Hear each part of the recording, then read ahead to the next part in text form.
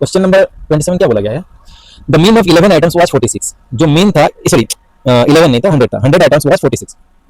100 items था, उनका average 46 था, यानी कि टोटल कितना निकल के आया? 4600। ओके।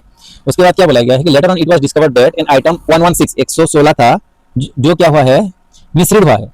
H61 जो 116 था वो मिसरीड होकर 61 हम लोग बोले थे।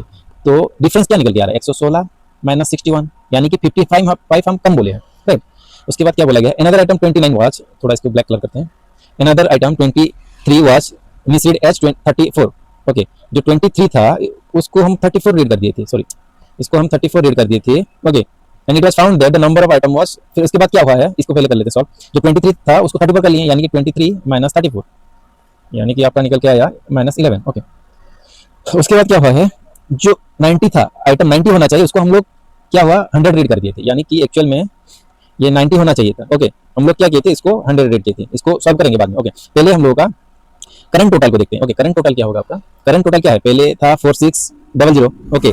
उसके बाद आपका क्या है? 55 है, ये वाला 55, यानी कि 55 कम लिखे थे हम लोग, तो यानी 55 ऐड होगा। और ये वाला जो 11 है ये माइनस होगा, क्योंकि ज्यादा बोल देते 23। ये देखो 23 की जगह 34 बोल देते, यानी कि हम लोग -11 करेंगे यहाँ पे, राइट। ओके। तो इसका टोटल निकल के आया कितना? ये 44 हो गया ये दोनों का, यानी कि 4644 हो गया, राइट। ओके।